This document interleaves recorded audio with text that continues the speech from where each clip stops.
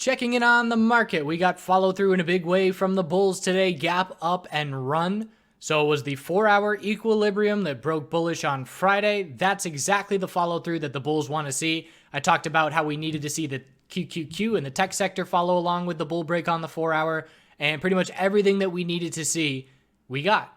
So now, looking at the next resistance level after clearing 2860, we're looking up at 2874 as the next resistance level, followed by 2894, and then we're looking up at the all-time high.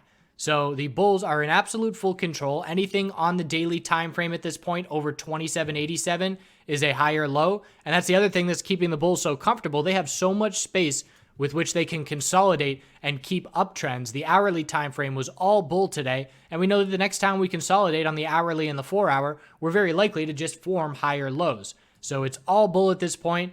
I'm sure that inverse, or I should say the inverted yield curve talk has dropped off substantially as the market narrative is back to bullish, and we'll see if we can keep it up. If we do get a gap up open tomorrow, it will be a third gap up in a row, which means caution, things are overextended, and short-term consolidation is likely in the near future. IWM still making its way towards resistance, and these bulls have a lot more work to do to try and break some key levels. 156.53 is the most important level to me, and if we can't break that level, we'll likely need another daily higher low and then a break of that resistance, as the weekly time frame is trying to shift the momentum back to bullish. But as you can see, IWM has a lot further to go to get back to its recent high, which the S&P 500 has already broken its recent high. QQQ, so there's our 4-hour bull break today. Still need to break 182.83 to have the ideal follow through and be heading up to higher highs. The hourly time frame extended just like S&P 500. So we'll see if the bulls can break that 182.83 level tomorrow, because if not, we'll need to establish a new support level and then give it another test sometime later this week or early next week. So need to see if the bulls can break that level tomorrow. That's going to be on watch, and that will be key, because if it does, that's even more fuel to the S&P 500 bulls. Keep in mind that earnings season is quickly approaching. In 2 weeks, we got the financial sector back in earnings season, and here is an exclamation point on this bounce now for the financial sector, giving the bulls tons of space to work with off of that low of 25.23. We know 27.10 is our resistance. We're certainly not anticipating a break of that resistance. In fact, bears are probably getting ready for the financial sector entry to be looking for a pullback and a need to form a daily higher low. This is a tightening range that we're going to anticipate with all this volatility, looking for that equilibrium to form. No sign of weakness at this point, but we know sometime in the next day or two, we will likely top out with a daily lower high being set. Biotech sector, we're still watching an equilibrium here with the high, low of the pullback.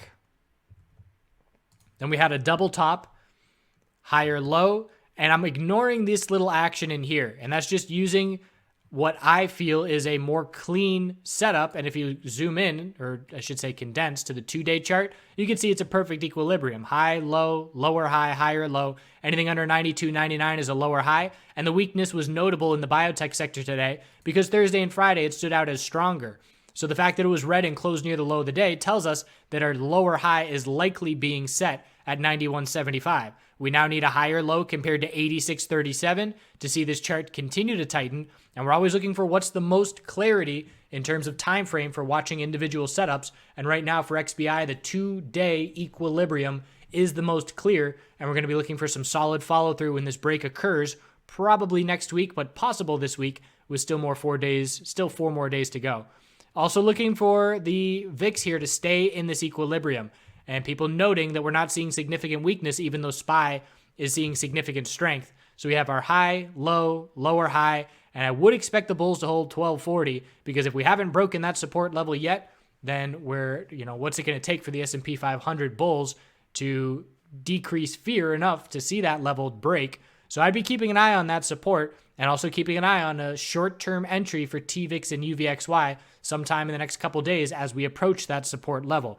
And let's just see if we have these supports on these leveraged ETFs. So TVIX 24.96, we're fast approaching that level. And with time decay built in, it's a little bit more of a clear downtrend as opposed to a equilibrium.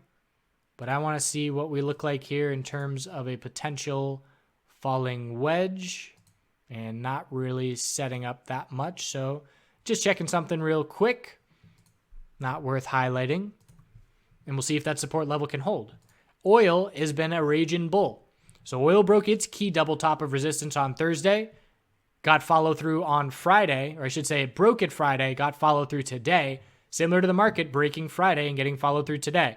60.37 was the double top, 2% bull move into an area with very little resistance. Look at this daily drop that we had back in October of 2018.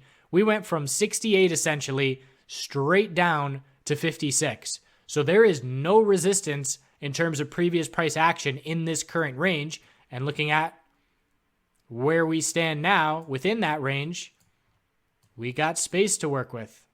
So bulls in full control, same thing as SPY. We know that when we consolidate, we're going to form a higher low, very likely compared to 58.19. Bulls in full control of oil, strong day in SPY, partially attributed to the strong day in oil and vice versa with those correlations. Natural gas, green day today, trying to bounce.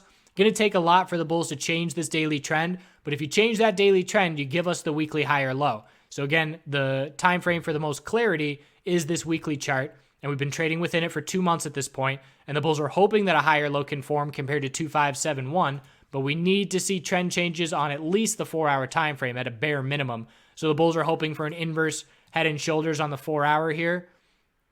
If we cannot break 2736, it's going to be a lower high, and we need a 4-hour higher low to form.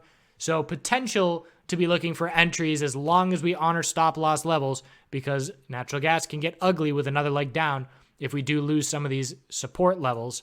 But looking for that equilibrium on the weekly time frame to potentially start forming, we just need a little bit more follow through. And then when we get that range breaking, that'll be a nice trade signal. So you can be patient and not even try and get fancy playing within this equilibrium like I'm doing. I'm going to be patient and wait for this weekly chart to give us a break rather than trying to play within it, because we trade in extended hours and not ideal to try and play, stock market. If you're going to be playing inside this pattern, I would be using futures because you can have more control. You don't have your hands tied while natural gas still trades and the market's closed. So otherwise, patiently waiting. That's where we stand. Market bulls in full control. We know we're overextended. We know short-term healthy consolidation is coming in the near term. Volatility, bulls are going to be looking for it to hold key support approaching and stay in a tightening daily range. Biotech sector 2-day equilibrium on watch. XLF daily lower high on watch as well. And we'll check back in tomorrow. Have a great rest of your day. For this chapter of Adventure Time, we're going to Capitol Reef National Park, and then we're going to Calf Creek Falls, still making our way through Utah. And Capitol Reef is a cool one. It's similar in terms of landscape to other areas, but a little bit more majestic, magnificent, big rocks, some caves to nap in. And it's cool because they have an orchard inside the national park that they maintain, and some nice land and some farming in the middle of a national park sounds like a pretty good deal to me. This looks like the gates of Mordor, just huge rock masses with roads passing in between them. Nice little natural tunnel, or I should say a natural bridge over here. Long stretches of open road, cool colored. I love how you can see, like I said in another video, pretty much just time, where the different shades of rock aging over time as it builds up on itself. And the road back. And this is one of the farms areas. And again, you wouldn't think Utah would have some nice lush green grass, but definitely a healthy farm. And you can buy the produce from the orchards while you're in the national park. Pretty cool setup they've got going. Then I went to Calf Creek Falls, just a nice little hike. I think it's a state park. Let's see, the difference between national parks and state parks, obviously size and funding and amenities.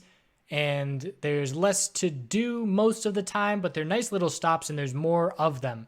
So some states have a ton of state parks that just have a little thing like this. You can walk up and take a little swim, and there's campsites and a campground. And I would travel, even when I wasn't, road tripping on a massive cross-country trip, I would, rather than stop at a hotel if I'm driving, 10 hours, I'd break up that drive by just camping in state parks along the way. You can camp for $10 as opposed to getting an $80 hotel room. This was some more petroglyphs on the side of a canyon here, and there was no sign. The trail to see this is, 100 to 200 yards away, and there's no sign that said don't leave the trail. So I left the trail and meandered my way up close. I had to cross a river and take all my clothes off and carry them over my head because it was up to my chest. That was a fun experience, a little midday adventure, and climbed up the rock and got real close to see the details of this painting.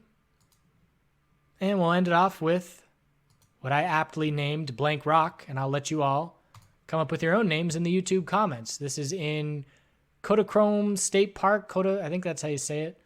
I had Paul Simon's song stuck in my head the whole time I was there. But there were a lot of interesting rock shapes, as you can see. So that's it. We'll continue making our way through Utah. I believe we've got, forget the name of it, the next Bryce Canyon National Park's coming up next. Hope you all had a good Monday, and we'll see you tomorrow.